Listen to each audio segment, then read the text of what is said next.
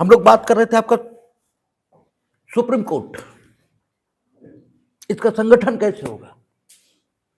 तो 124 से एक पढ़ी थी, उसमें उन्होंने कहा था भारत का एक उच्चतम न्यायालय होगा जो प्रथमतः मुख्य न्यायाधीश और 7 अन्य न्यायाधीशों से मिलकर बनेगा। लेकिन कालांतर में जैसे जैसे जरूरत बढ़ेगी वैसे वैसे सुप्रीम कोर्ट में जजेस की संख्या ये संसद द्वारा विधि बनाकर निर्धारित की जा सकती है, यहां तक बात हुई थी। लेकिन ये 7 न्यायाधीश जो शुरुआत में अपॉइंट हो जाएंगे, ये जो अपॉइंट हुए होंगे सुप्रीम कोर्ट में, कौन अपॉइंट हुए थे, क्या हुआ था, भारत के पहले मुख्य न्यायाधीश कौन थे, ये सब न मेरे अध्ययन का विषय है और ना हमें मालूम है। इस सब की जानकारी के लिए जीएस की किताबें हैं, गूगल है, आप करेंगे आपको सब मालूम हो जाएगा। हमारा जो काम है वो कॉन्सेप्चुअल बात रखना आपके सामने। तो प्रथमतः जो न्यायाधीश नियुक्त हुए होंगे वे कभी तो रिटायर हुए ही होंगे, या अगर संसद ने विधि बनाकर संख्या बढ़ाई होगी तो अंततः सुप्रीम कोर्ट में अपॉइंटमेंट कैसे होगा ये तो बताना ही होगा, क्योंकि भविष्य में न्यायाधीशों की नियुक्ति सुप्रीम कोर्ट में हो इसकी जरूरत पड़ने वाली है। तो जो नियुक्ति की प्रक्रिया है वो नियुक्ति की प्रक्रिया 124(2) में दी गई है, और 124(2) में जो प्रक्रिया दी गई है इसे 2 कालखंडों में बांट लीजिए, एक बिफोर 1993 और एक आफ्टर 1993, 1993 से पूर्व और 1993 के बाद। 2 कालखंडों में इस सारी प्रक्रिया को बांट कर देखेंगे तो फिर स्थिति क्लियर दिखाई देगी। उधर हम लोग बढ़े, इससे सबसे पहले यह देख लेते हैं कि हमने अपने देश में न्यायाधीशों की नियुक्ति की जो प्रक्रिया रखी है वो किन देशों की नियुक्ति की प्रक्रिया पर आधारित है। क्या वो वाकई किसी देश की नियुक्ति की प्रक्रिया की कॉपी है, या उसमें समयानुसार कुछ इनोवेशन ये भी किए गए। तो जैसा आरोप लगाया जाता है कि भारत का संविधान कार्बन कॉपी है, अन्य देशों से प्रावधान लिए और बस हमने इसमें शामिल कर दिया, आप गंभीरता से देखेंगे तो यह आरोप कहीं नहीं ठहरेगा। यह एकदम गलत बात है। हमने आपसे पहले भी कहा कि कहीं कुछ अच्छा हुआ और आप सिर्फ उस अच्छे को अच्छा इसलिए ना कहें क्योंकि वो अच्छा आपने नहीं किया, तो आपसे ज्यादा खराब और गिरा हुआ आदमी अन्य कोई नहीं है। अच्छी बात अपने गुणों के आधार पर होती है, वो कर्ता इसकी विशेषता के आधार पर नहीं होती। कर्ता कोई हो, अगर उसने अच्छा किया है तो उसकी प्रशंसा होनी चाहिए, और अगर आपको वही करना है जो किसी ने पूर्व में अच्छे तरीके से कर रखा है तो या तो आप उस प्रक्रिया को स्वयं अपना सकते हैं, और अगर उसमें कुछ और बेहतर कर सकते हैं अपनी जरूरत के मुताबिक तो कर लीजिए, लेकिन उसे आउटराइट रिजेक्ट करना सिर्फ इसलिए क्योंकि वो हमने खोजा नहीं है, हमने विकसित नहीं किया, ये कोई अच्छी बात नहीं है और ये कोई अच्छी दशा नहीं है। भारत का संविधान जब बना, दुनिया में बहुत सारे संविधान इफेक्टिवली काम कर रहे थे, इसलिए उन संविधानों की विशेषताएं जो राज्य व्यवस्था को सुचारू तौर पर संचालित करने में सहायक सिद्ध हुई थी, उनको अगर हमने ग्राह्य किया है तो ये कोई गलत बात नहीं है। इसी को समावेशी स्वभाव ये कहा जाता है, ये हमारे समावेशी स्वभाव का एविडेंस है, ये साक्ष्य है कि हम जातीय श्रेष्ठता इस भाव से युक्त नहीं है कि जो कुछ हमने किया बस वही ठीक है, बाकी दुनिया में जो कुछ हुआ वो ठीक नहीं है, ऐसा कोई भाव हम में नहीं है।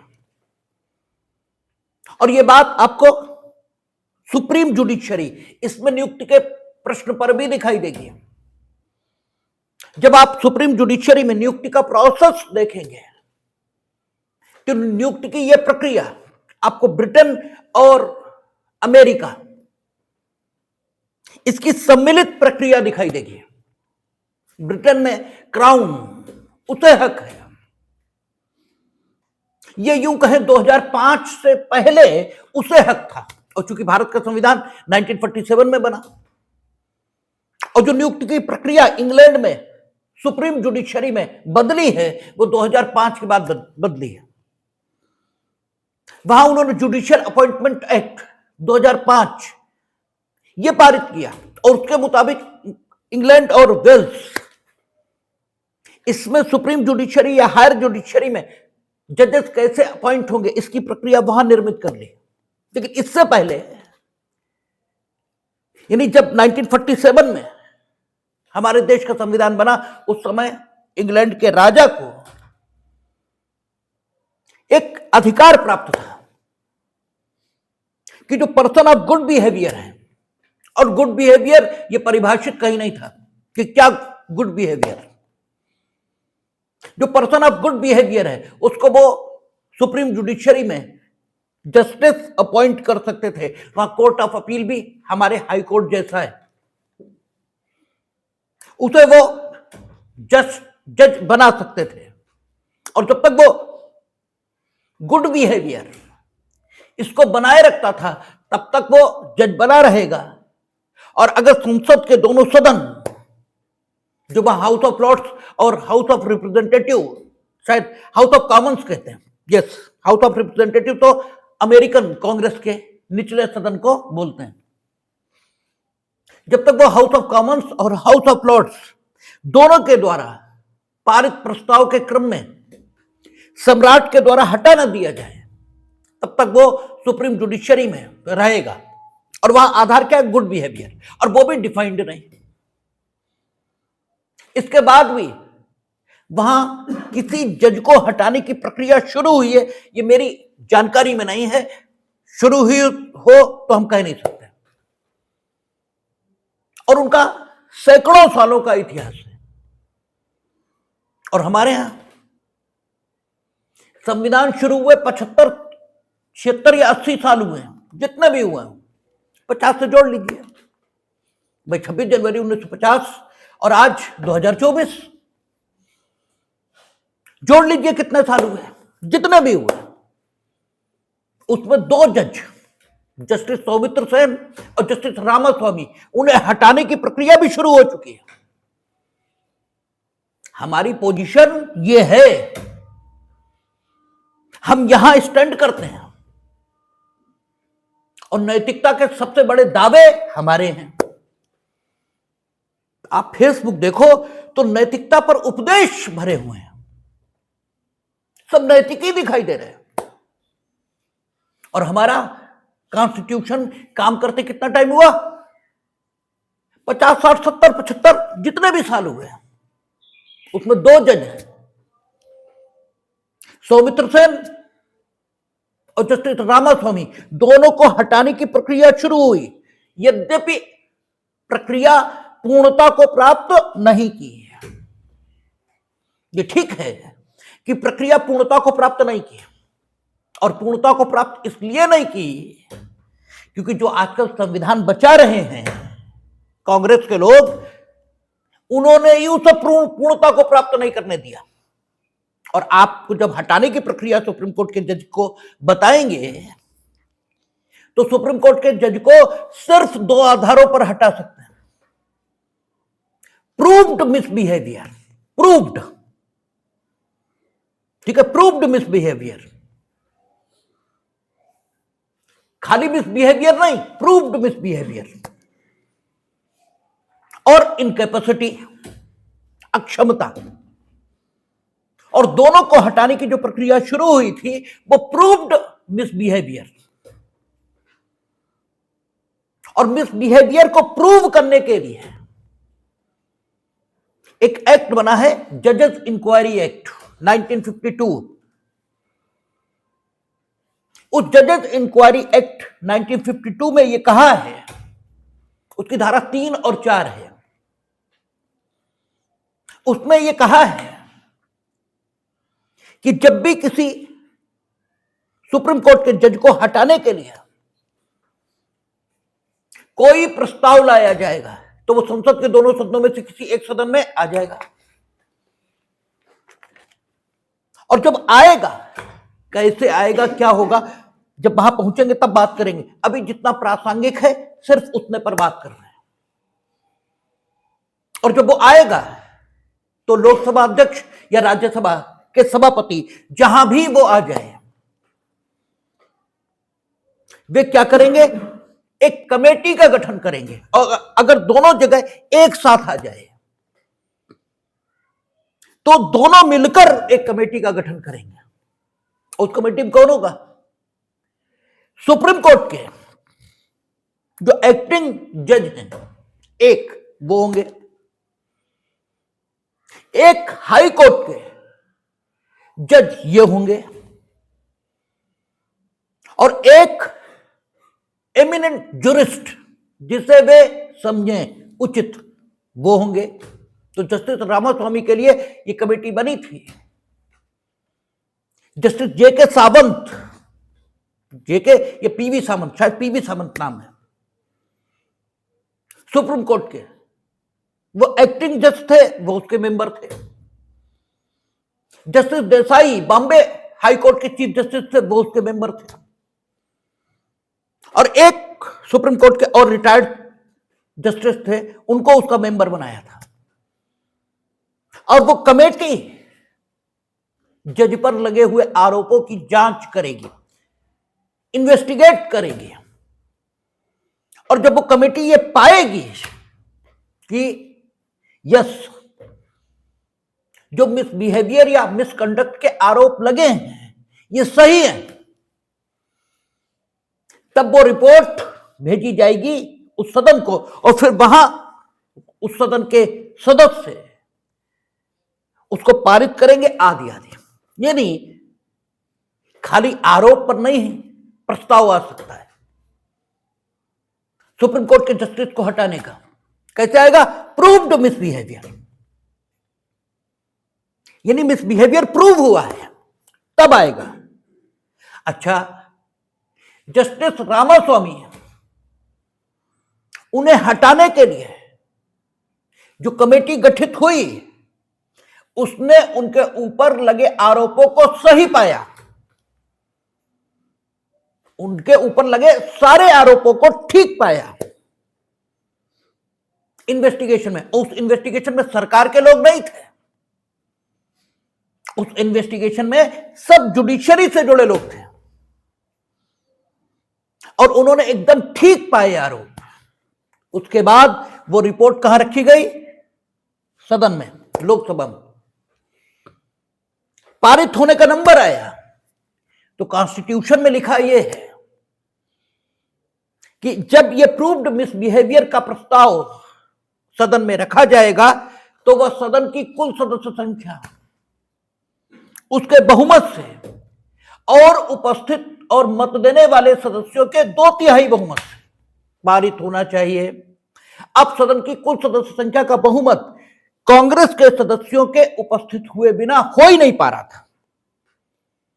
कांग्रेस के सदस्यों ने वॉकआउट कर दिया, क्योंकि अगर वोट देते उनके पक्ष में तो अखबारों में हेडलाइन बनती है कि जस्टिस रामास्वामी के पक्ष में वोट दिया, तो सदन से बाहर हो गए, वॉकआउट किया, और वहां रिक्वेस्टिंग मेजॉरिटी उपस्थित ही नहीं हो पाई और जस्टिस रामास्वामी बच गए।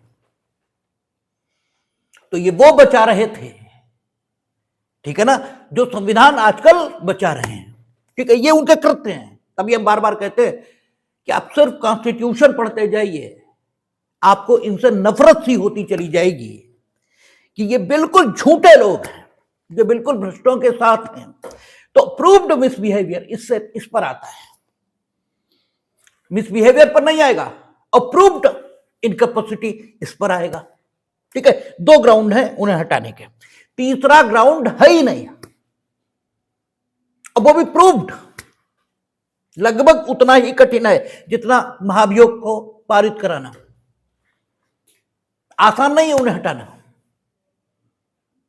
ठीक है। और तीसरा, जस्टिस दीपक मिश्रा, अभी चीफ जस्टिस जो रहे, उन्हें हटाने के लिए राज्यसभा में कांग्रेस के लोगों ने ही 50 मेंबर्स ने लिखकर दिया था, और आरोप यह था कि ये वो मुकदमे हमें नहीं दे रहे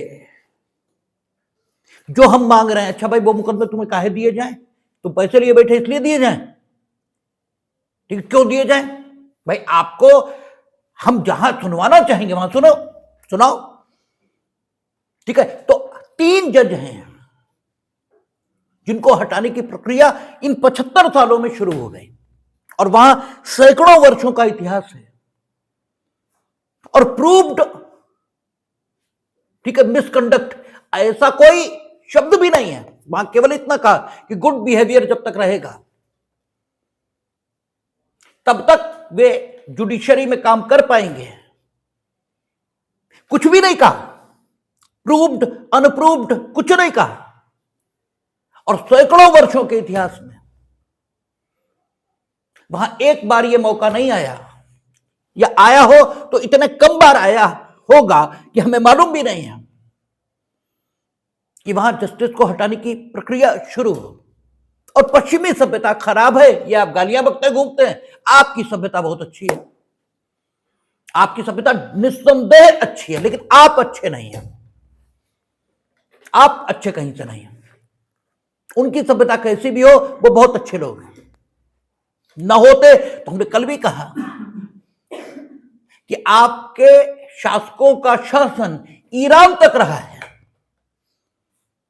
और आप इतने बड़े हो गए, और उनके शासकों का शासन यहां से शुरू हुआ और पूरी दुनिया पर उन्होंने शासन किया,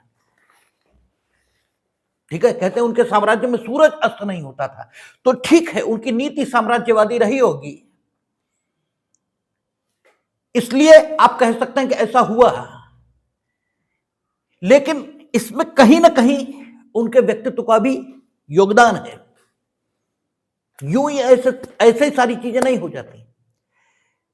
तो हम जो बात कर रहे थे कि 2 देश हैं, इंग्लैंड और अमेरिका, इन दोनों का जो सम्मिलित प्रक्रिया है उसको हमने अपने सुप्रीम कोर्ट में अपॉइंटमेंट के लिए रखा है। ब्रिटेन में क्या है? एग्जीक्यूटिव ऑफ द डे, क्योंकि मोनार्क कौन है? एग्जीक्यूटिव के प्रतिनिधि ये हैं वो। और मोनार्क हमारे राष्ट्रपति की तरह कुछ नहीं करता, लेकिन सब कुछ उसके नाम से होता है। और मोनार्क हमेशा with the aid and advice of the council of minister यही काम करेगा। इसका मतलब मंत्रिमंडल जिस व्यक्ति को जस्टिस के तौर पर अपॉइंट करने की सलाह देगा, मोनार्क उसी को जस्टिस अपॉइंट कर देगा। इसका मतलब सुप्रीम जुडिशरी में नियुक्ति एग्जीक्यूटिव ऑफ द डे करेगी। यह ब्रिटेन का मॉडल है। अमेरिका में एग्जीक्यूटिव ऑफ द डे यानी प्रेसिडेंट ऑफ अमेरिका यही नियुक्ति करेंगे। लेकिन कांग्रेस का जो उच्च सदन है, जिसे सीनेट बोलते हैं, उस सीनेट की राय के साथ, वो सीनेट जिसे राय देगी, जिसके लिए राय देगी, उसे वो सुप्रीम जुडिशरी में, सुप्रीम कोर्ट वहां नियुक्त करेंगे। तो 2 मॉडल हमारे सामने थे। हमने दोनों मॉडल्स स्वीकार किए। अमेरिका से हमने कंसल्टेटिव प्रोसेस ये लिया, क्योंकि वहां executive of the day consult किसे करेगी? सीनेट। नो डाउट सीनेट एक पॉलिटिकल बॉडी है, जैसे हमारे यहां राज्यसभा, वो एक पॉलिटिकल बॉडी है, लेकिन कंसल्टेशन का process executive of the day consult करेगी किससे? उससे जिससे वहां का संविधान कंसल्ट करने का आदेश देता है। यानी कंसल्टेटिव प्रोसेस होना चाहिए। ऐसे महत्वपूर्ण स्थानों पर नियुक्ति कंसल्टेटिव प्रोसेस से एग्जीक्यूटिव को करनी चाहिए, यह वहां से आया। और ब्रिटेन कहता है एग्जीक्यूटिव ऑफ द डे, उसे नियुक्ति करनी चाहिए। ये दोनों प्रक्रियाएं हमने वहां से ली। एग्जीक्यूटिव ऑफ द डे नियुक्ति करेगी, इसलिए 124(2) में क्या लिखा? भारत का राष्ट्रपति ये अपने वारंट के माध्यम से सुप्रीम कोर्ट में जस्टिस का अपॉइंटमेंट ये करेगा। और सेम नियुक्ति का प्रोसेस हाई कोर्ट के जज के बारे में है। इसीलिए हमने कल कहा था कि high court is not a court which function under the authority of the supreme court, वो उनके अंडर में नहीं है। जैसी प्रक्रिया उनके लिए वैसी प्रक्रिया हाई कोर्ट के जज के लिए, नियुक्ति की भी और हटाने की भी। और दोनों के आचरण के संबंध में संसद में चर्चा नहीं होगी, इसके लिए 121। दोनों के आचरण के संबंध में विधानसभाओं में चर्चा नहीं होगी, इसके लिए भी कौन सा आर्टिकल है हमें ध्यान नहीं है, लेकिन इसके लिए भी आर्टिकल। इसलिए दोनों ये ठीक है। जैसे होता है, प्रमुख बात आपके पिताजी की है, वो जो कहेंगे वो किसी भी बात पर मान लिया जाएगा, लेकिन इसका मतलब ये थोड़ी है कि पिताजी के आप अधीन हो, आप स्वतंत्र हो। हाँ, पिताजी का सम्मान है, वो जो कहेंगे वो हम मान लेंगे, वो हमारे घर में सर्वोच्च है। तो न्यायिक क्षेत्रों में सुप्रीम कोर्ट की भूमिका ऐसी है, वे सर्वोच्च है, वे जो कहेंगे मानेंगे। लेकिन उच्च न्यायालय उनके अधीनस्थ नहीं है, ठीक है ना, वो वहां अधीन नहीं है उनके। तो जो एग्जीक्यूटिव ऑफ द डे है, भारत के राष्ट्रपति ये नियुक्त करेंगे, ऐसा 124(2) में लिखा गया। और जो कंसल्टेटिव प्रोसेस है ये हमने कहां से लिया? अमेरिका से। ये अलग बात है कि अमेरिका में जो एग्जीक्यूटिव ऑफ द डे है वो कंसल्ट करती है किसे? पॉलिटिकल बॉडी यानी सीनेट को। और हमारे यहां जो कंसल्ट करेंगे वो पॉलिटिकल बॉडी को नहीं है, बल्कि चीफ जस्टिस ऑफ इंडिया। और अगर स्वयं चीफ जस्टिस को नियुक्त करना है तो एग्जीक्यूटिव जिनसे कंसल्ट करेगी वो कौन होंगे? सुप्रीम कोर्ट के ऐसे जज जिनसे भारत के राष्ट्रपति कंसल्ट करना यानी executive of the day consult करना उचित समझे। और साथ ही उच्च न्यायालयों के ऐसे न्यायाधीश जिनसे वे इस बारे में बात करना आवश्यक समझे, उनसे वार्ता। लेकिन कंसल्टेटिव प्रोसेस है, और कंसल्टेटिव प्रोसेस को हमने कहां से लिया? अमेरिका से। लेकिन हमने ये देखा कि ना तो एग्जीक्यूटिव ऑफ द डे को ब्लैंक चेक मिलना चाहिए और न किसी पॉलिटिकल बॉडी को ब्लैंक चेक मिलना चाहिए। कारण यह है कि हमने अपने संविधान में कहा कि न्यायपालिका को पूरी तरह स्वतंत्र होना चाहिए, उस पर किसी ढंग के पॉलिटिकल कॉम्प्लेक्शन का कोई प्रभाव यह नहीं होना चाहिए। तो इसलिए हमने इनोवेशन किया,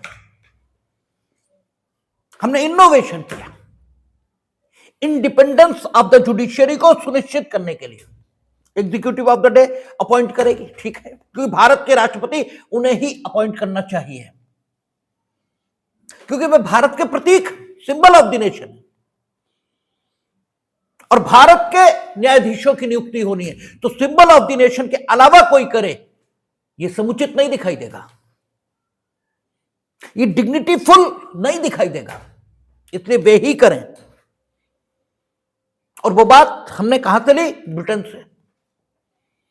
लेकिन ऐसा सच नहीं लिया, वहां क्या?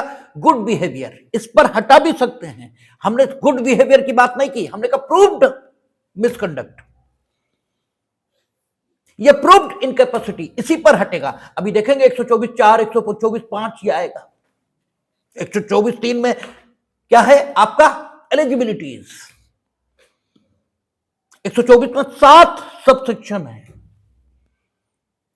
और 7 बड़ी आसानी से याद हो जाते हैं, कोई समस्या नहीं। तो आपका एग्जीक्यूटिव ऑफ द डे ये अपॉइंट करे, लेकिन पॉलिटिकल कॉम्प्लेक्शन इससे मुक्त रहे सारी प्रक्रिया,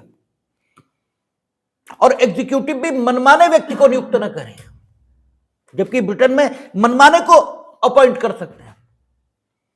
लेकिन इसके बाद भी वहां गड़बड़ नहीं हुई, यहां गड़बड़ इसके बाद भी हुई है। अभी बात करेंगे हम कितने अच्छे लोग हैं, ये सब इसी में से निकल कर आएगा।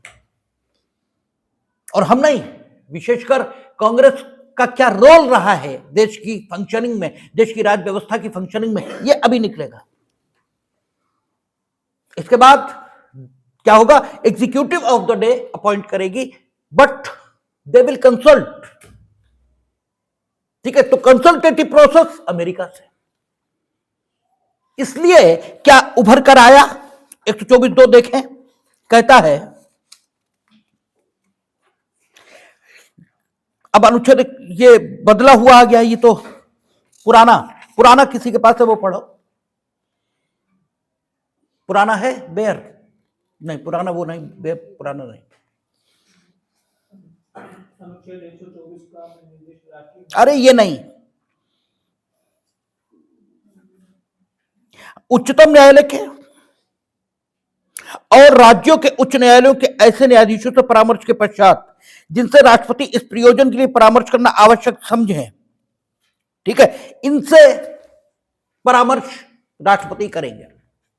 यानी सुप्रीम जुडिशरी में अगर अपॉइंटमेंट होना है, क्योंकि ये लाए थे संविधान के संशोधन से जो आप लोगों की किताबों में मौजूद है, और इसको संविधान के बेसिक स्ट्रक्चर के खिलाफ सुप्रीम कोर्ट ने घोषित कर दिया, तो यह संशोधन अब प्रभावी नहीं है। यानी पूर्व की स्थिति ही प्रभावी है, और पूर्व की स्थिति में यह लिखा था कि राष्ट्रपति अगर सुप्रीम कोर्ट में चीफ जस्टिस का अपॉइंटमेंट कर रहे हैं तो कंसल्ट करेंगे किसको, सुप्रीम कोर्ट के ऐसे न्यायाधीशों से जिनसे वे कंसल्ट करना समुचित समझे, और हाईकोर्ट के भी ऐसे न्यायाधीशों से। अगर हाईकोर्ट अंडर में होता सुप्रीम कोर्ट के, तो हाईकोर्ट के न्यायाधीशों से कंसल्ट करने की कोई बात नहीं होती। उच्च न्यायालय के ऐसे न्यायाधीशों से भी वे कंसल्ट कर सकते हैं जिनसे वे कंसल्ट करना उचित समझे। और अगर किसी अन्य न्यायाधीश की नियुक्ति होनी तो चीफ जस्टिस ऑफ इंडिया, उनसे परामर्श आवश्यक रूप से किया जाएगा। इस प्रकार की स्थिति पूर्व के बेयरों में है, और आज की स्थिति वही है। तो राष्ट्रपति परामर्श करेंगे। अब देखें, राष्ट्रपति जो कुछ करेंगे वो हमेशा और हमेशा with the aid and advice of the council of minister यही करेंगे। ठीक है, आपको पहले ही कहा जा चुका है कि जहां भी ये लिखा हुआ है UN Rao versus union of India, उसमें यही व्याख्या आई है कि राष्ट्रपति खुद कुछ भी नहीं करेंगे। जहां भी लिखा है कि राष्ट्रपति ऐसा करेंगे, वहां हमेशा माना यह जाएगा कि काउंसिल ऑफ मिनिस्टर ये जो उन्हें सलाह और सहायता देगी, क्योंकि यहां पर्सनल ऑब्लिगेशन है। अगर भारत सरकार अपना कार्यपालिकी काम कर रही तो अनुच्छेद 77 उसमें जो नियम बनाए जाएंगे 77(3) के मुताबिक, क्योंकि 77(1) कहता कि भारत की समस्त जो भारत सरकार की जो कार्यपालिकी शक्ति है, ठीक है, वह किसके, राष्ट्रपति के नाम में प्रयोग की जाएगी।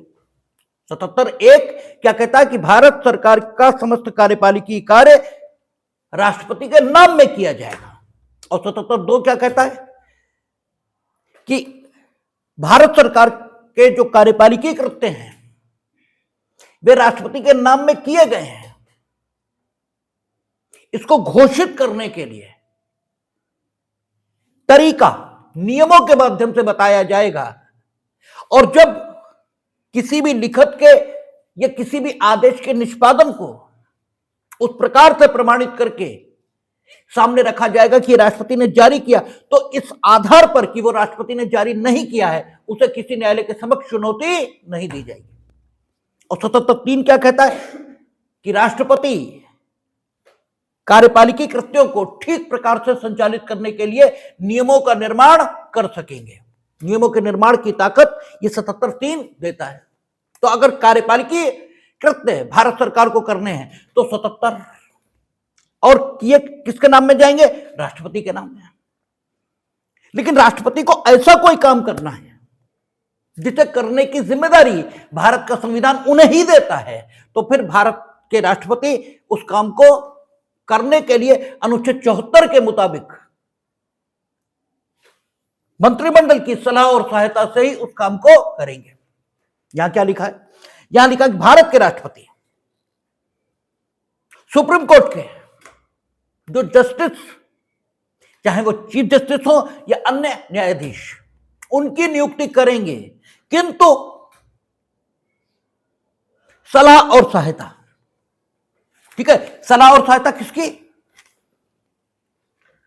जो मुख्य न्यायमूर्ति जिनसे वो सलाह करना आवश्यक समझे, मुख्य न्यायमूर्ति जिनसे वो सलाह करना आवश्यक समझे, मुख्य न्यायमूर्ति सलाह करेंगे ही, अन्य न्यायाधीश जिनसे वो सलाह करना आवश्यक समझे, उनसे सलाह के बाद, ठीक है, भारत के राष्ट्रपति सुप्रीम कोर्ट में जस्टिस का अपॉइंटमेंट करेंगे। तो राष्ट्रपति करेंगे, इसका मतलब ब्रिटेन का model, executive of the day ये कर रही है। और कंसल्ट से करेंगे, इसका मतलब अमेरिका का मॉडल। ये ठीक है कि वहां कंसल्ट सीनेट उससे करना है, और यहां consult chief justice of India या सुप्रीम कोर्ट के अन्य न्यायाधीश जिनसे वे कंसल्ट करना, यानी जो जुडिशियल ऑर्गन है स्टेट का, उसी से कंसल्ट करेंगे। ये बात अलग हो गई, अंतर जरूर आया, लेकिन मूल रूप से हमने वहीं से बात को ले लिया। अब लिखा है कि राष्ट्रपति नियुक्ति करेंगे, इन लोगों की सलाह से करेंगे। अब एक सवाल उठ रहा है कि अगर चीफ जस्टिस ऑफ इंडिया आदि ने, यानी राज्य के न्यायिक अंग ने जिस व्यक्ति को नियुक्त करने की सलाह दी राष्ट्रपति को, और एग्जीक्यूटिव ऑफ द डे यानी मंत्रिमंडल अनुच्छेद 74 में उन्हें जो सलाह और सहायता दे रहा है, वो उस व्यक्ति की नियुक्ति के संबंध में नहीं दे रहा, यानी चीफ जस्टिस या राज्य का न्यायिक अंग जिस व्यक्ति को नियुक्ति की सलाह दे रहा है और जो मंत्रिमंडल उन्हें नियुक्ति की सलाह दे रहा है, इन दोनों में मतभेद है। ये दोनों अलग अलग व्यक्तियों की नियुक्ति की सिफारिश कर रहे हैं, या मंत्रिमंडल उस व्यक्ति की नियुक्ति नहीं चाहता जिसकी सलाह और सहायता न्यायाधीश गण दे रहे हैं। तो राष्ट्रपति को किसकी सलाह माननी चाहिए और नियुक्ति करनी चाहिए, यह सवाल उठा। यह सवाल आसानी से नहीं उठा। शुरुआत में यह माना गया कि राष्ट्रपति नियुक्त करेंगे और राष्ट्रपति ही नियुक्त करते रहे। राष्ट्रपति नियुक्त करेंगे, ये तो यूएन राव तो बहुत पहले डिसाइड हो गया, यानी मंत्रिमंडल की सलाह और सहायता, इससे चीफ जस्टिस का अपॉइंटमेंट होता रहा, ये तो सही है। इसीलिए आप देखेंगे शुरुआत के वर्षों में कांग्रेस के खिलाफ कोई डिसीजन नहीं मिलेगा आपको। अंततः कांग्रेस की पॉलिसी पर मोहर लगती चली आई है, ठीक है, हमेशा, ठीक है। हां, इतना जरूर रखा गया कि जो सीनियर मोस्ट जज ऑफ द सुप्रीम कोर्ट होता था उसको चीफ जस्टिस अपॉइंट कर देते थे, लेकिन वहां तो सारे ही राष्ट्रपति ने अपॉइंट किए, वहां तो सारे के सारे राष्ट्रपति ने। तो आप सीनियर मोस्ट अपॉइंट कर दो, ये जूनियर मोस्ट, ठीक है ना, उसकी निष्ठाएं कहां होंगी। हम किसी न्यायिक निर्णय पर कोई सवाल नहीं उठा रहे, लेकिन सिद्धांत यह है कि न्याय होना ही नहीं चाहिए, न्याय दिखना चाहिए। हमने अपने पूरे 24-25 साल के वकालत के जीवन में वो मामला नहीं देखा जिसमें सुप्रीम कोर्ट ने किसी की सजा स्थगित कर दी हो। हमने वो देखा ही नहीं। जमानत देते हैं, और जमानत हमने क्या कहा था आपसे जब हम पढ़ा रहे थे, जब भी जमानत दी जाएगी तो नोशनली ये माना जाएगा, संकल्पनात्मक रूप से ये माना जाएगा कि आप न्यायिक अभिरक्षा में हैं। बस न्यायालय ने आपको घूमने की अनुमति दे दी है आप अभिरक्षा में। बेल का अर्थ यह होता है, और इसीलिए बेल में शर्तें लगी होती कि आप सुनवाई के दिनांक पर हाजिर होंगे, और अगर सजा स्थगित हो गई, इसका मतलब अब आप दोषी ही नहीं हैं, क्योंकि सजा तो स्थगित है। तो जब से लोकसभा की सदस्यता के नियमों में परिवर्तन हुआ है, और यह हुआ कि कन्विक्शन होल्ड हुआ अगर 2 साल या उससे ज्यादा का, तो आपकी सदस्यता नहीं रहेगी। गुजरात हाईकोर्ट ने कहा राहुल गांधी दोषी मानाने के मामले में, और सजा 2 साल दी, सदस्यता चली गई, उसका सुप्रीम कोर्ट ने स्थगित कर दी। और जिन्होंने स्थगित की थी, जेबी पारदीवाला, उनके पिताजी कांग्रेस के वर्टेड लीडर रहे, और ये जेबी पारदीवाला ने कहा भी कि आप लोग चाहें तो हम इसे न सुने, क्योंकि हमारे पिताजी कांग्रेस के वर्टेड लीडर रहे हैं हाईकोर्ट में, वो सॉरी गुजरात में। लेकिन आप जब ये कहोगे तो कौन वकील कह देगा कि आप मत सुनो? कौन कह देगा? सभी कहेंगे अरे हमें आप पे विश्वास है, आप सुनो। ये कटसी होती है। करना क्या चाहिए था? जेबी पारदीवाला को खुद ये लिखना चाहिए था कि हम नहीं सुनना चाहते, क्योंकि ये कांग्रेस के लीडर हैं और हमारे पिताजी कांग्रेस के मेंबर रहे या लीडर रहे। करना तो ये चाहिए था। आप वकीलों से पूछ रहे हैं कि कहिए तो हम ना सुने, तो कौन कह देगा भैया तुम ना सुनो? हर आदमी कहेगा भैया सुनो। अब भले ही राहुल गांधी की सजा सही स्थगित की गई हो, लेकिन ये एक सवाल है कि कैसे स्थगित हो गई? और तो किसी की नहीं, और उसके बाद आजम खां की गई, उसी के बाद गई और नहीं की स्थगित। उसके बाद अनेकों लोगों की गई, स्थगित नहीं हुई। इन्हीं की क्यों? हम कतई मान रहे, कतई गुणदोष पर स्थगित होने लायक होगी, लेकिन दिख क्या रहा है? जो दिख रहा है वो तो अलग ही बात है। ठीक है, तो बिफोर 1993 ये बिल्कुल ऐसा ही एग्जीक्यूटिव फंक्शन माना जाता रहा है जैसे अन्य एग्जीक्यूटिव फंक्शन माने जाते हैं।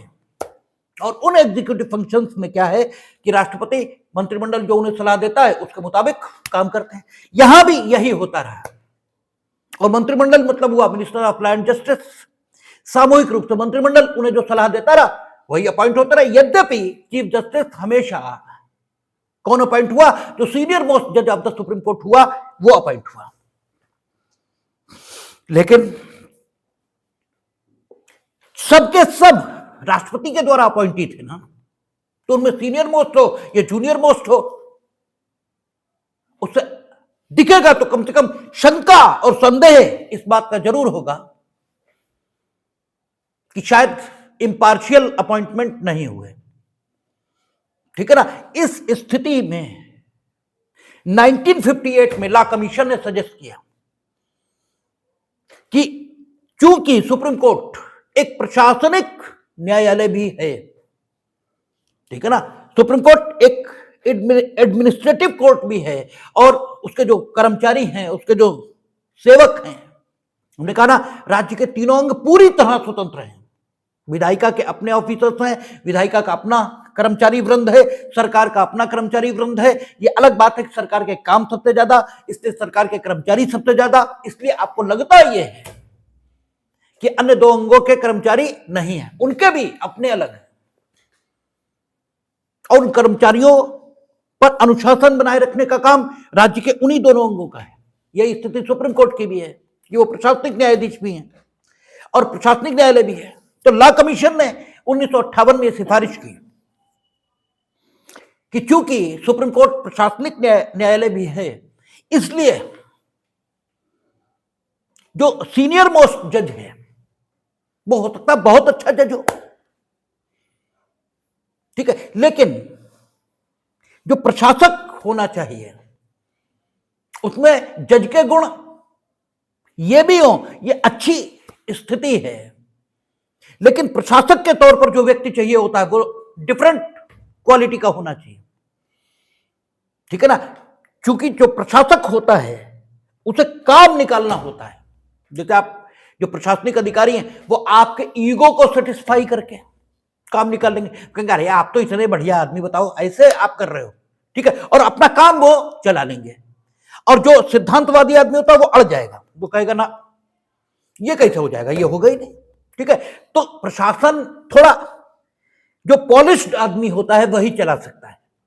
तो लॉ कमीशन ने ये कहा कि सीनियर मोस्ट का रूल ये नहीं होना चाहिए, देखा जाना चाहिए कि एज ए जज और एज ए एडमिनिस्ट्रेटर दोनों के रूप में जो व्यक्ति फिट हो उसे चीफ जस्टिस अपॉइंट करना चाहिए। ये सीनियर मोस्ट का कोई रूल नहीं है और ये पालन नहीं होना चाहिए, ऐसा लॉ कमीशन ने कहा। लेकिन लॉ कमीशन की सिफारिश पर कोई ध्यान सरकार की ओर से नहीं दिया गया, वो कमीशन की सिफारिश ही थी और वैसे ही चलता रहा। यानी राष्ट्रपति मंत्रिमंडल की सलाह और सहायता से अपॉइंटमेंट करते रहे, चीफ जस्टिस उन्हें सलाह देते रहे, ये सही है, लेकिन सलाह मानने को वे बाध्य नहीं थे और वे मंत्रिमंडल की सहायता से सामान्य जैसे कामकाज होता है ऐसे ही अपॉइंटमेंट होते रहे, कोई दिक्कत नहीं आई। 1973 ये सन आया, 1973 जस्टिस ए एन रॉय। 1973 में कौन आ गया प्राइम मिनिस्टर? श्रीमती इंदिरा गांधी। 67 इसमें देश की प्रधानमंत्री इंदिरा गांधी हो गए। 1973 अभी तक जस्टिस अपॉइंट कैसे हो रहे हैं? नॉर्मल एग्जीक्यूटिव एक्ट जैसे होते हैं। ये सही है कि चीफ जस्टिस ऑफ इंडिया उन्हें कंसल्ट किया जाता रहा, लेकिन उनकी राय अगर according to opinion of the council of minister है तो राष्ट्रपति मानते रहे। यद्यपि मतभेद का कोई, ठीक है, मामला सामने नहीं है, ये सही है, और वो होगा भी क्यों भाई? 1951 26 जनवरी 1950 से प्रोसेस तो यही चल रहा है। मंत्रिमंडल जिसे कह रहा है वो जस्टिस बनना है, ठीक है ना? तो जो मंत्रिमंडल कह रहा है वो जस्टिस बन रहे हैं, तो मतभेद का मामला आएगा ही कैसे भाई? वो तो सब कांग्रेस के लीडर्स उनके ही लोग होंगे, तो मतभेद का मामला आना ही कहां है? आएगा ही नहीं। इसलिए 1973 तक कोई मतभेद का मामला सामने नहीं आया और जो एग्जीक्यूटिव चाहती है वही होता रहा। मतभेद पहली बार सामने आया 1973 में। कब? जब जस्टिस ए एन रॉय को, क्योंकि इससे पहले कम से कम इतनी शर्म की जा रही थी कि सीनियर मोस्ट जज को ही जज अपॉइंट कर रहे थे, इतनी शर्म कम से कम बाकी थी। 1973 में पहली बार इसका भी उल्लंघन हुआ, सीनियर मोस्ट को नहीं अपॉइंट किया। जस्टिस एन रॉय जो सीनियोरिटी में चौथे थे, उससे ऊपर 3 लोग और थे, उनको अपॉइंट किया। किसने? श्रीमती इंदिरा गांधी ने। कहा यह जाएगा भारत के राष्ट्रपति, लेकिन जो सिचुएशन है उसमें आप खुद समझ लीजिए किसने किया, ठीक है? हमें तो गुस्सा आने लगता है, मतलब क्रोध आना शुरू हो जाता है कि ये झूठे लोग हैं, ये बहुत ही नीच लोग हैं, बहुत ही नीच लोग, ठीक है? ये बात करते हैं कि वो जो है सब जुडिशरी स्वतंत्र होनी चाहिए, फलाना ढिमाका, ये इनके कृत्य हैं, ठीक है? और ये जनता नहीं समझ सकती। जैसे जैसे हम कांग्रेस से पैदाइशी नफरत नहीं करते हैं, लेकिन कॉन्स्टिट्यूशनल हिस्ट्री हम जैसे जैसे पढ़ते गए, इनसे हमें इनकी शक्ल नहीं अच्छी लगती है, ठीक है? तो आपका जस्टिस एन रॉय ये चौथे थे सीनियोरिटी में, इनको अपॉइंट किया। 3 जो सीनियर मोस्ट थे उन्होंने इस्तीफा दे दिया, और जो तर्क पकड़ा गया वो तर्क ये पकड़ा गया कि 1958 में लॉ कमीशन ने कहा था कि साहब सीनियर मोस्ट का पालन नहीं करना चाहिए, ठीक है? जो अच्छा एडमिनिस्ट्रेटर हो और अच्छा जज हो उसे सुप्रीम कोर्ट का जस्टिस अपॉइंट किया जा सकता है, चीफ जस्टिस, भले ही वो सीनियर मोस्ट न हो। 1958 में कहा था, 1973 तक इनके पिताजी भी रह लिए, ये भी रह ली, याद नहीं है ये बात, अब याद आ गई जब ये किया। ठीक है, इनकी बात किसी ने नहीं मानी, लेकिन उस समय तो सोशल मीडिया भी नहीं था, ठीक है, उस समय तो कुछ भी नहीं था, अखबार थे, वो भी बड़े बड़े उद्योगपतियों के थे, और वो सब इन्हीं के लोग थे, कहीं कुछ हो ही नहीं सकता था। इसीलिए कहते हैं आज 3 बार कांग्रेस का हारना ये बहुत बड़ी बात है, क्योंकि आज कहीं कोई कुछ भी गलत करेगा, दुनिया के किसी कोने में 10 मिनट के अंदर आपके मोबाइल पर होगा। तो आज चीजों को कर पाना बहुत कठिन है, उस समय तो बहुत आसान था, पूरे देश को कुछ पता ही नहीं, चाहे जो कुछ किया रहो, क्योंकि अखबार एकमात्र साधन है। दूरदर्शन वो तो हम जब, ठीक है, अच्छे खासे बड़े हो गए, हम थे आपका हाई स्कूल या फर्स्ट ईयर में, तब भी स्थिति यह थी कि दूरदर्शन केवल इतवार को पूरे दिन भी नहीं, हाँ इतवार को पूरे दिन आता था, और बाकी दिन वो 5 बजे शुरू होकर 9:30 पे खत्म हो जाता था। 2 दिन बृहस्पति हो जाने, एक इतवार को पिक्चर आती थी, उस दिन वो 12 बजे तक, 11-12 बजे तक चलता था, और बाकी वो सुबह और शाम, ये स्थिति रहती थी। तो उस काल में इन्होंने क्या क्या किया होगा जो अब तक अनरिपोर्टेड है, जो हमें मालूम भी नहीं है। ठीक है, इनके ये कृत्य जो कि देश की राज व्यवस्था को प्रभावित किए हैं, वो तो चलो सामने भी हैं, लेकिन अन्य तो ऐसे बहुत सारे काम होंगे जो अनरिपोर्टेड हैं, जो पता ही नहीं क्या हुआ है। 3 ने इस्तीफा दे दिया, इनकी बात किसी ने नहीं मानी कि गलत आप बात कह रहे हो, लेकिन साहब उस समय तो हमारे पिताजी की पीढ़ी चल रही थी, वो तो पता नहीं कांग्रेस को क्या मानते थे। ठीक है, तो साहब कुछ नहीं, चल पड़ा फिर मामला। उसके बाद आपातकाल आ गया 75 में, और आपातकाल जब अनुच्छेद 21 हम पढ़ाएंगे आपको, एडीएम शुक्ला, तो sorry Shivakant Shukla versus ADM Jabalpur, तब आपको दिखाएंगे कि जस्टिस बेग ने सारे रिकॉर्ड तोड़ दिए, न्यायिक पक्षपात के सारे रिकॉर्ड ही तोड़ दिए, सारे रिकॉर्ड ध्वस्त कर दिए। इतना गंदा तर्क कोई न्यायाधीश दे नहीं सकता जितना जस्टिस बेग ने दिया है। आपको पढ़ाएंगे, वो भी आपकी किताबों में ही लिखा है, वो हम नहीं कह रहे हैं, और वो रिकॉर्डेड है, आप जजमेंट निकलवा के देखो। ठीक है, उन जस्टिस बेग को, फिर जस्टिस एचआर खन्ना, इनको सीनियर थे, हो सकता है जस्टिस संजीव खन्ना इनके कुछ रहे हों, क्योंकि वहां तो सब परंपरा से ही चल रहा है, घरों में ही सब पैदा हो रहे हैं न्यायाधीश, तो जस्टिस एचआर खन्ना उस समय थे, वो सीनियर मोस्ट थे। लेकिन आपातकाल के बाद फिर एक बार जो सीनियरिटी रूल था, एक बार एएन रॉय में तोड़ा, फिर सीनियरिटी रूल मेंटेन हो गया, फिर आपका जस्टिस एचआर खन्ना को बाईपास करते हुए जस्टिस बेग को चीफ जस्टिस ऑफ इंडिया बनाया गया, क्योंकि जस्टिस बेग ने आपातकाल के दौरान इंदिरा गांधी का साथ देने में सारे रिकॉर्ड ध्वस्त कर दिए, सारे रिकॉर्ड ध्वस्त कर दिए। वो तो आपको जब पढ़ाएंगे हम शिवाकांत शुक्ला वर्सेस एडीएम जबलपुर, तब आप देखेंगे। तो माना यह गया कि जस्टिस बेग को पुरस्कार दिया गया है उनकी सेवाओं का, ठीक है, माना यह गया। जस्टिस एचआर खन्ना ने इसके विरोध में इस्तीफा दिया, फिर वही स्थिति आई। उसके बाद लगातार 1993 तक सीनियर मोस्ट रूल का पालन होता रहा, लेकिन 1993 में स्थिति बदली, और क्यों बदली ये देखिए। जब एएन रॉय इनको चीफ जस्टिस अपॉइंट किया था, 3 सीनियर मोस्ट जजों को बाईपास करके, जो 3 सीनियर मोस्ट जस्टिस से सीनियरिटी में चौथे थे, और 3 को बाईपास करके इन्हें chief justice of India appoint किया गया था।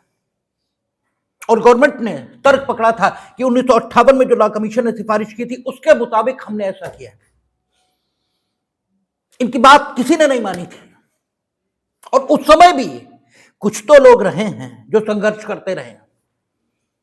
दिल्ली हाईकोर्ट में को वारंटो पड़ी थी जस्टिस एएन रॉय के अपॉइंटमेंट के खिलाफ।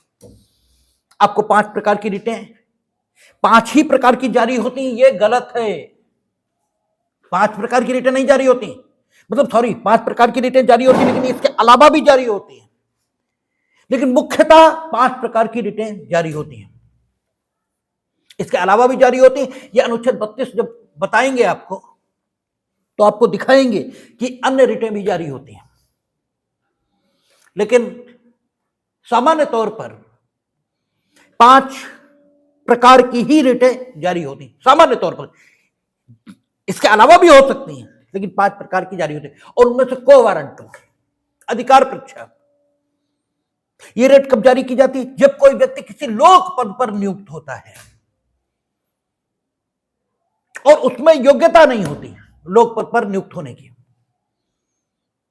तो अधिकार परीक्षा की रिट जारी करने का निवेदन करके सुप्रीम कोर्ट और हाई कोर्ट से निवेदन किया जाता है कि वे संबंधित व्यक्ति से पूछें कि बिना योग्यता वो लोक पद पर क्यों बना हुआ है, और अगर वो संतोषजनक उत्तर नहीं दे सकता तो फिर हटाया जाएगा। तो जस्टिस एन रॉय के खिलाफ दिल्ली हाई कोर्ट में को वारंटो की रिट पड़ी। 3 आधार लिए गए। एक, ये कहा गया कि एन रॉय का जो अपॉइंटमेंट है ये दुराशय पूर्वक किया गया है, ठीक है, बोनाफाइडली ये नहीं है, ये मेलाफाइडली है, ठीक है, ये इनके निकट के व्यक्ति हैं इसलिए इनको। और जहां तक हम आज खोजेंगे देखेंगे, ऐसा है कि एक लीडर हुए हैं आपातकाल के दौरान, आपातकाल के सही प्रारूपणकर्ता वही माने गए हैं, ठीक है, वो भी राय हैं, नाम मैं उनका भूल रहा हूं, हो सकता है जस्टिस एन राय उन्हीं की फैमिली के हों, ये भी संभव है, हमें जानकारी नहीं है इस स्तर पर, हम सिर्फ अंदाज लगा रहे हैं, क्योंकि नहीं तो जस्टिस एन राय को इतना वहां उपकृत करने की जरूरत ही क्या थी, ठीक है, तो हम सिर्फ अनुमान लगा रहे हैं, हमारी जानकारी नहीं है उस विषय पर। खैर, तो को वारंटो पढ़ी, को वारंटो में 3 ग्राउंड लिए गए। एक ग्राउंड यह था कि मेलाफाइडली जस्टिस एन रॉय को अपॉइंट किया गया है, ये बोनाफाइडली अपॉइंटमेंट नहीं है।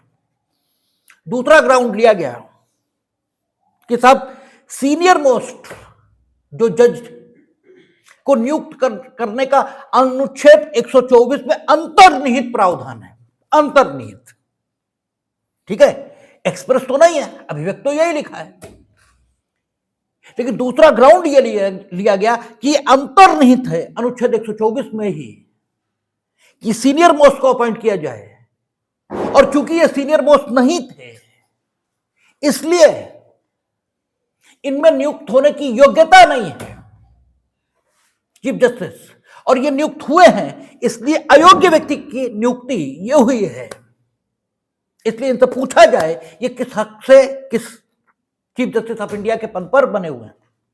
और तीसरा ग्राउंड लिया गया कि जो मैंडेटरी कंसल्टेटिव प्रोसेस है,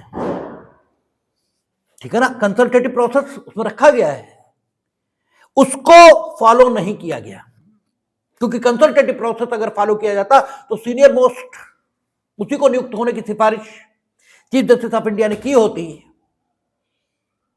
तो जो मैंडेटरी कंसल्टेटिव प्रोसेस है उसको फॉलो नहीं किया गया। अब होता है, आप कहेंगे कि चीफ जस्टिस भी तो उन्हीं के अपॉइंट किए हुए होंगे, बिल्कुल, क्योंकि 1951 से लेके वही अपॉइंट कर रहे हैं राष्ट्रपति, तो सारे के सारे ही उन्हीं के द्वारा अपॉइंट किए हुए हैं, लेकिन फिर भी होता है अपने ही लोगों में कुछ आपको ज्यादा प्रिय होते हैं और कुछ कम प्रिय होते हैं। तो वो जो 3 इस्तीफा दिए वो भी निश्चित तौर पर इन्हीं के लोग रहे होंगे, लेकिन फिर भी हमारी आपसे दोस्ती, इसका अर्थ ये तो नहीं कि हम अपनी आत्मा ही आपके हाथ बेच लेंगे, ठीक है, हम कुछ फैसले स्वतंत्रता से भी कर सकते हैं, ठीक है, तो हो सकता है वो 3 लोग इनकी बात न सुन रहे हों, तो साहब उन 3 को बाईपास करके चौथा, ठीक है, उसको ले आए। अब ये 3 बातें कही गई दिल्ली हाई कोर्ट में कि मैंडेटरी कंसल्टेटिव प्रोसेस उसे फॉलो नहीं किया, he was not the senior most, that is why he was not eligible to be appointed as a chief justice of India, and this appointment has been made by the executive or by the president of India मेलाफाइडली, दुराशय पूर्वक। इन 3 grounds पर writ पड़ी। जो Delhi high court का response आया वो कानूनी response तो है ही खैर, लेकिन रिस्पांस वही आ सकता है चीफ जस्टिस ऑफ इंडिया के खिलाफ कौन रिट सुन पाएगा, लेकिन फिर भी कानून के फर्मे में ही आएगा। तो हाईकोर्ट ने यह कहा कि पहली बात यह है कि को वारंटो, अब देखिए कानून की यही खूबसूरती है, यही खूबसूरती भी है, ये सही है सुप्रीम कोर्ट सर्वोच्च है, ये भी सही है कि हाईकोर्ट उनके अधीनस्थ नहीं है, ये भी सही है, लेकिन फिर भी व्यवहार में, ठीक है, अधीनस्थ भले ही ना हो, लेकिन व्यवहार इसमें अधीनस्थ जैसे ही होते हैं, सैद्धांतिक रूप से अधीनस्थ नहीं है, ये बिल्कुल सही है, सैद्धांतिक रूप से तो ठीक है बहुत लोग बहुतों के अधीनस्थ नहीं होते, लेकिन व्यवहार में होते हैं, ठीक है। न्यायिक तौर पर जितने न्यायिक अधिकारी हैं सब स्वतंत्र हैं, न्यायिक तौर पर वो जो चाहे निर्णय करते हैं कानून के फर्मे में। लेकिन जरा एक जुडिशियल मजिस्ट्रेट से कहो डिस्ट्रिक्ट जज की इच्छा के खिलाफ कर दे, अभी पता लगेगा कितनी स्वतंत्रता है, अभी पता लगेगा। और जुडिशियल मजिस्ट्रेट तो बहुत छोटी चीज है, जो एडीजे हो, जो उन्हीं के बराबर न्यायिक ताकत का उपयोग कर रहा है, उससे कहो तो अभी पता लगेगा। तो ये सही है कि हाईकोर्ट अधीनस्थ नहीं है उनके, लेकिन फिर भी व्यवहार होता है और वो अधीनस्थ ही जैसा होता है। तो दिल्ली हाईकोर्ट ने तीनों ग्राउंड रिजेक्ट किया, लेकिन कानून के फर्मे में रिजेक्ट किए और ठीक रिजेक्ट किए, ये सही। पहली बात उन्होंने कही कि को वारंटो की रिट जो पड़ेगी तो मेलाफाइड ग्राउंड नहीं हो सकता। अगर ये एलिजिबिलिटी रखते हैं तो हमने इन्हें उस पोस्ट पर नियुक्त क्यों किया, इससे मतलब नहीं है, ठीक है। जैसे आप आईएएस उत्तीर्ण हैं, आप डीएम होने के योग्य हैं, ये जिस जिले में रहती हैं, ठीक है, और आप हमारे बहुत निकट हैं, अगर हम सामान्य डीएम से कहें इनका बुरा करो, वो नहीं करेगा, ठीक है, तो हम इन्हें लाएंगे। अब ये कहें कि मेलाफाइडली इन्हें अपॉइंट किया गया और ये कानून के फर्मे में रहते हुए इन्हें तंग कर रहे हैं, तो इनकी बात नहीं सुनी जाएगी, क्योंकि या तो ये आईएएस होना, भाई आईएएस है ना तो डीएम हो सकते हैं, या ये कानून की सीमा के बाहर जाकर काम कर रहे हैं, तब भी रोका जा सकता है। अगर कानून की सीमा के भीतर रहकर ये काम कर रहे हैं और उससे आपको दिक्कत हो रही, तो आप कानून की सीमा में आइए ना। इसका क्या मतलब कि साहब इनकी जगह कोई और होता तो वो हमसे ये नहीं कहता, इससे क्या मतलब है? भाई आप अतिक्रमण किए बैठे हैं, ये ठीक है कि अन्य न्याय वहां से डीएम निकलते रहे, वो ओवरलुक करते रहे, ठीक है, और ये पहुंचे इनने गिरा दिया, तो आप अतिक्रमण क्यों किए थे? कायदा तो यह कहता आपके खिलाफ भी कार्रवाई हो और जिन्होंने ओवरलुक किया उनके खिलाफ भी हो, कायदा तो यह कह रहा है, ठीक है। लेकिन इन्होंने अगर की तो आप ये कहो इनकी वजह कोई और होता तो नहीं करता, तो ये तो कोई बात ही नहीं हुई। तो उन्होंने कहा कि दुराशय है, ये को वारंटो की रिट में ग्राउंड नहीं हो सकता, देखना यह पड़ेगा कि व्यक्ति एलिजिबल है या नहीं। अगर एलिजिबल है तो किस आशय से उसे किस पोस्ट पर अपॉइंट किया गया, इससे कोई लेना देना नहीं होता। इसलिए इस आधार पर तो जस्टिस एन रॉय का अपॉइंटमेंट परखा ही नहीं जा सकता। जहां तक आपके दो ग्राउंड का सवाल है कि मैंडेटरी कंसल्टेटिव प्रोसेस का वायलेशन किया गया है, वो नहीं फॉलो किया गया, और सीनियर मोस्ट रूल जो अंतर्निहित है 124(2) में, उसको वायलेट किया गया। ये दो ग्राउंड आपके बचते हैं। तो उन्होंने कहा कि जब 3 ने इस्तीफा दे दिया, या तो 3 होते, जो 3 इस्तीफा दे गए, या तो वो होते सुप्रीम कोर्ट में आज भी, ठीक है, तब तो बात अलग थी। अब तो वो 3 इस्तीफा दे गए, और इस्तीफा स्वैच्छिक होता है, हम जबरदस्ती तो उन्हें जज रख नहीं सकते सुप्रीम कोर्ट में, वो तो स्वीकार ही होगा, स्वीकार हो गया। तो आज की डेट पर अगर कंसल्टेटिव प्रोसेस शुरू भी किया जाए, हम आपकी मान लेते हैं, हमें नहीं मालूम कि अंतर्निहित है या नहीं, हमें यह भी नहीं मालूम कि कंसल्टेटिव प्रोसेस को फॉलो किया गया या नहीं, तो यह तो तय है कि सुप्रीम कोर्ट बिना चीफ जस्टिस के नहीं रहेगा, ये तो तय है, ठीक है, चीफ जस्टिस तो अपॉइंट होंगे ही, चलो आज हमको वारंट उसी ने हटा देते हैं, ठीक। उसके बाद कंसल्टेटिव प्रोसेस शुरू करते हैं, तो कौन बनेगा? तब भी तो यही बनेंगे, क्योंकि अब तो सीनियर मोस्ट यही है, ठीक है। इसलिए ये रिट इनफ्रेक्चुअस हो गई। शायद 3 जजों ने इस्तीफा न दिया होता तो स्थिति शायद दूसरी होती, लेकिन चूंकि 3 जज इस्तीफा दे गए, इसलिए 73 में एन रॉय के अपॉइंटमेंट के बाद 76 में जस्टिस बेग का अपॉइंटमेंट फिर हुआ उसी प्रोसेस में। अगर शायद उसी समय 3 ने इस्तीफा न दिया होता, संघर्ष किया होता, तो शायद जस्टिस बेग चीफ जस्टिस नहीं हो पाते।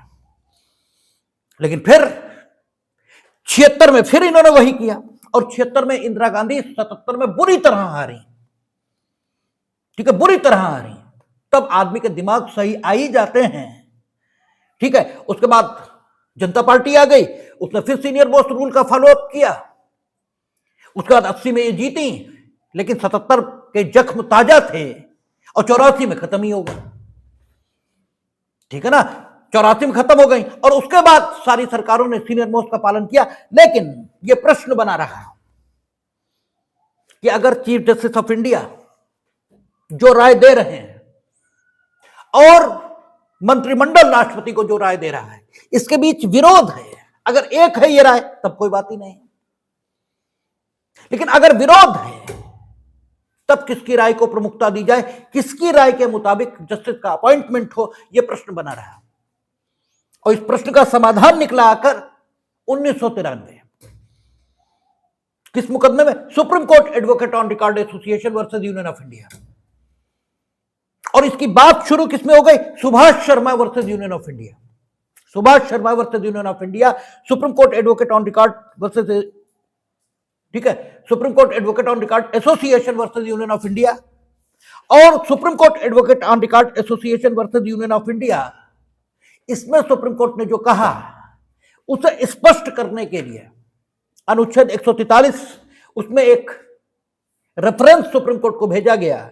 और जब भी रेफरेंस भेजा जाएगा सुप्रीम कोर्ट को, अब तो हम लोग सुप्रीम कोर्ट शुरू ही कर लिए है, तो आप देखेंगे कि रेफरेंस को ऐसे ही सुना जाता है जैसे मुकदमा सुना जाता है। ओपन कोर्ट में उसकी सुनवाई होगी, तो उस पर जो सुप्रीम कोर्ट ने कहा है, ये 3 आधार हैं आज की डेट पर जो न्यायिक व्यवस्था चल रही है, जिसके मुताबिक आज अपॉइंटमेंट हो रहे हैं। तो हमने कहा 2 भागों में बांटेंगे सुप्रीम कोर्ट में अपॉइंटमेंट, इस सारी प्रक्रिया को, एक बिफोर 1993, एक आफ्टर 1993। तो बिफोर 1993 की बात हो गई, आफ्टर 1993 की बात कल करेंगे, देखेंगे।